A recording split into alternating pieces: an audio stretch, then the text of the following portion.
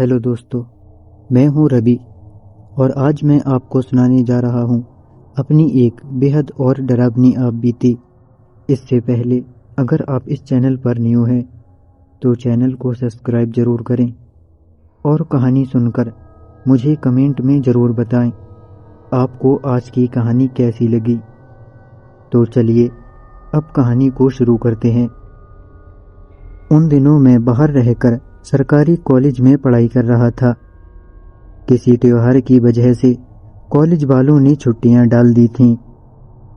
मैंने अपने रूम पर आकर अपना बैग पैक किया और निकल पड़ा अपने घर की तरफ। मैंने करीब ट्रेन से 9 से 10 घंटे सफ़र किया। ट्रेन से उतरकर मैंने अपने गांव जाने वाली बस पकड़ ली। बस मुझे गांव के रास्ते पर करीब शाम के 8 से 9 बजे तक पहुंचा देती, पर बदकिस्मती से बस में पंचर हो गया और यहाँ दूर दूर तक कोई गैराज भी नहीं था। करीब रात के 10 बजे एक दूसरी बस आई और हम सबको लेकर चल पड़ी। मेरा गांव अब ज़्यादा दूर नहीं था।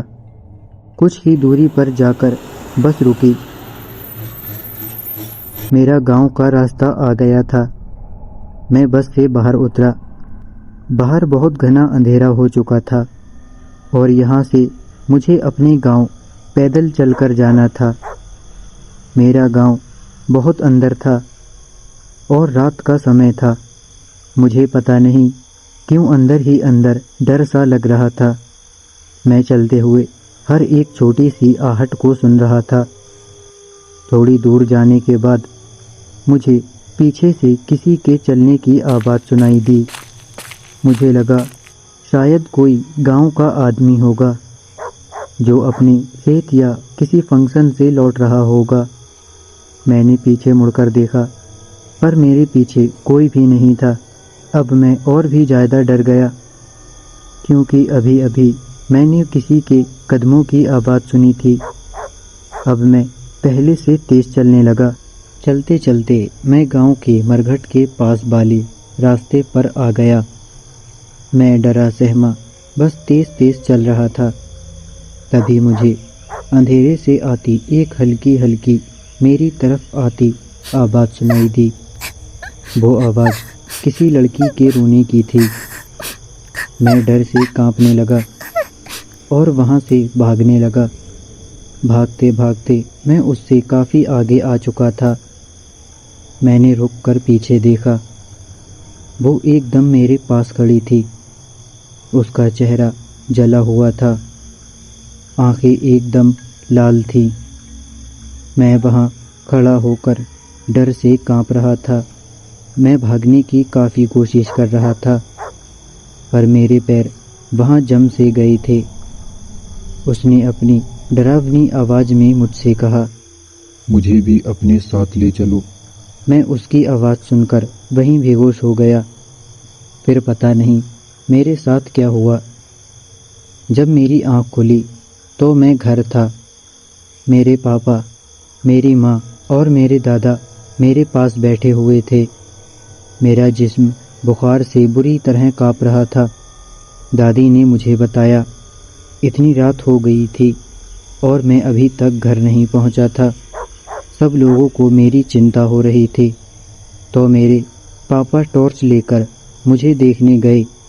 मैं गांव से थोड़ी दूर रास्ते पर बेहोश पड़ा था और मेरे पास एक परछाई सी खड़ी थी और दादी ने बताया वो रात अमावस्या की रात थी। पता नहीं कैसे पर उस रात मैं बच गया था। पर कभी कभी मुझे वो औरत अपने घर की खिड़की पर खड़ी हुई दिखती है। तो ये थी आज की मेरी डरावनी और खौफनाक आप बीती। तो चलिए अब शुरू करते हैं दूसरी स्टोरी को।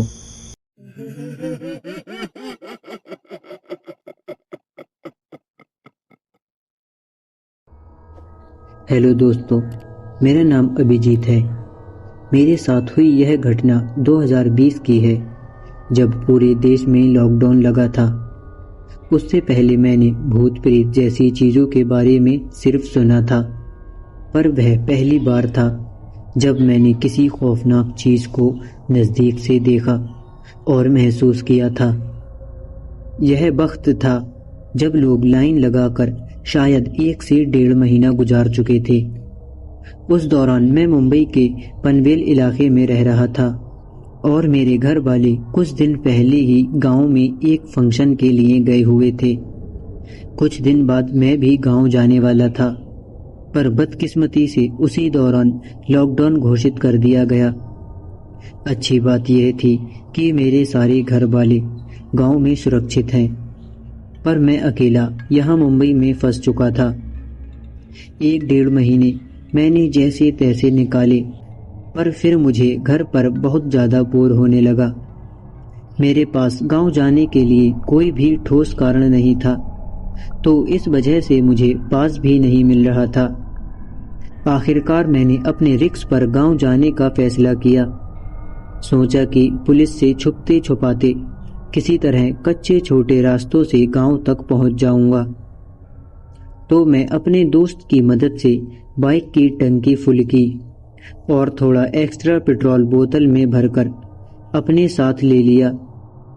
उसी रात 11 बजे के करीब मैं कुछ ज़रूरी सामान के साथ अपनी बाइक लेकर घर से निकल पड़ा। पूरे शहर में सन्नाटा था। एक अजीब सी खामोशी थी जो शायद दुनिया में पहली बार महसूस की थी। किसी तरह पुलिस से बचते बचाते मैं पुणे तक पहुंच गया। जहां भी मुझे पुलिस नज़र आई, मैंने बाइक को ऐसे रास्तों से निकाला जहां का मुझे कुछ भी पता नहीं था। मैं बस मैप के भरोसे गाड़ी भगा रहा था और कुछ 3 घंटे बाद मैंने पुणे को क्रॉस कर लिया। इस पर थोड़ा आगे जाकर मैंने देखा कि बहुत सी गाड़ियां लंबी लंबी कतारों में खड़ी थीं। मैं समझ गया कि आगे जरूर चेकिंग चल रही होगी, तो मैंने बाइक को पीछे मोड़ लिया और मैंने दूसरा रास्ता देखा और फिर कुछ 30 से 40 किलोमीटर पीछे जाने के बाद मैं उस कच्चे रास्ते से निकल पड़ा। वह रास्ता आगे जाकर बहुत ही खराब था। आसपास में कोई गांव नज़र नहीं आ रहा था और ना ही कोई मकान। मैं 30-40 की स्पीड से बाइक को भगा रहा था। कुछ आधे घंटे बाद उसी रास्ते पर मेरी बाइक अचानक से बंद पड़ गई। मीटर में पेट्रोल तो फुल दिखा रहा था, लेकिन अचानक से क्यों बंद हो गई मुझे समझ नहीं आ रहा था। उस चांद की रोशनी में होने की वजह से आसपास कुछ नज़र आ रहा था, पर वो रास्ता बहुत ही सुनसान और खामोश था। ऐसी खामोशी जो आपके अंदर डर भर दे। मैंने गूगल मैप पे देखा तो उस रास्ते से आगे एक गांव दिखाई दे रहा था, पर वह काफ़ी दूर था। मैं बाइक से उतरकर उसे चेक करने लगा। तभी मुझे सामने से पत्तों की सरसराहट के साथ साथ झाड़ियों के बीच से कोई चीज़ आगे सरकती हुई दिखाई दी। उस आवाज़ को सुन मैं एकदम शांत हो गया और वहीं बाइक के पीछे छुप गया। मोबाइल की टॉर्च को बंद कर दिया और चांद की धुंधली रोशनी में सामने देखने की कोशिश करने लगा। रास्ते के किनारे एक बड़ा सा पेड़ था। ऐसा लग रहा था जैसे कोई मुझे वहाँ से छुपकर देख रहा हो, पर उसे देखने के बाद मेरा डर थोड़ा कम हो गया था, क्योंकि उस आकार को देख इतना तो पता था कि वहाँ कोई जानवर नहीं है। मैंने हिम्मत जुटाकर उसे आवाज़ दी, कौन है? कौन है वहाँ? मेरी आवाज़ देते ही वह आकार थोड़ा पीछे हट गया और उसने अपना सर फिर से पेड़ के पीछे छुपा लिया। मैंने मोबाइल की टॉर्च ऑन की और फिर से बाइक को चेक करने लगा। बाइक चालू तो हो रही थी, पर फिर से बंद पड़ जा रही थी। मुझे बहुत गुस्सा आ रहा था। मैं बाइक को चेक करते वक्त बार बार उस पेड़ को देख रहा था। उसका एक हाथ धीरे धीरे पेड़ के सामने आ गया। मैं घबराते हुए उसकी हरकतों पर नज़र रख रहा था और बार बार अपनी नज़र हटा भी रहा था। उसका हाथ पेड़ की खाल पर था। तभी उसने अपने नाखूनों से पेड़ की छाल को कुरेदना शुरू किया और बस कुछ पल के लिए मेरी नज़र सामने से हटी ही थी कि तभी वह आकार, वह परछाई एकदम रास्ते के किनारे आकर खड़ी हो गई। उसे अचानक सामने देख मुझे झटका सा लगा। धड़कनें तेज हो गईं। एक सन्नाटा मेरे सर से लेकर पाँव तक दौड़ने लगा। मैंने कांपती हुई आवाज़ में उससे पूछा, कौन हो तुम? आकार से मैं इतना तो समझ गया था कि वह कोई औरत है जो लगातार मुझे घूर रही है। मैं अपनी रोशनी की वजह से उसे ठीक से देख नहीं पा रहा था, पर मैं डरा हुआ था।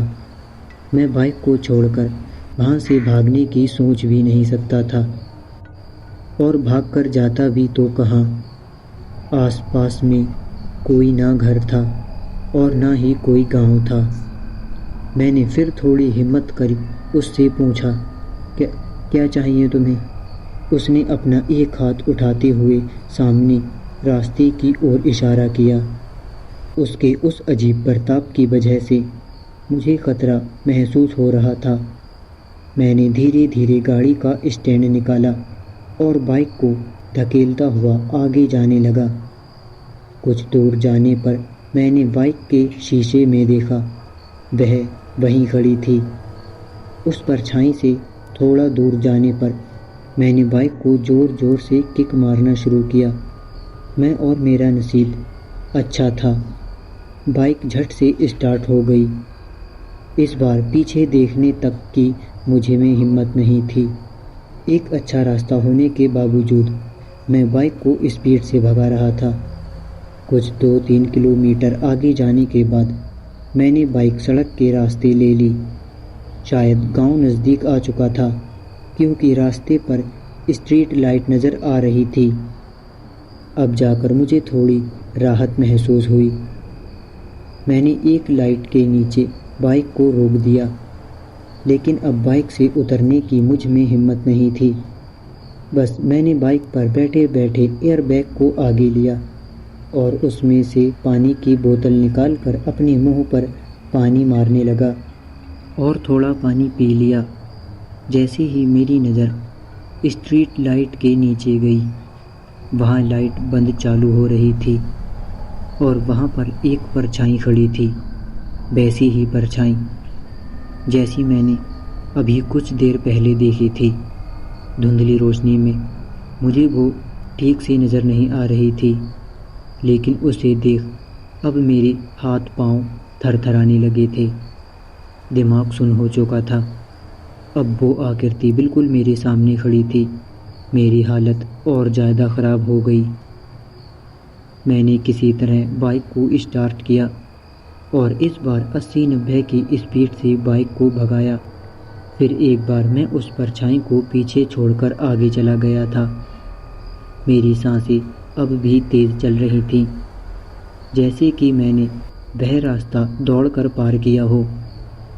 कुछ दूर जाने पर मैंने बाइक के शीशे में देखा और मेरी जान ही निकल गई।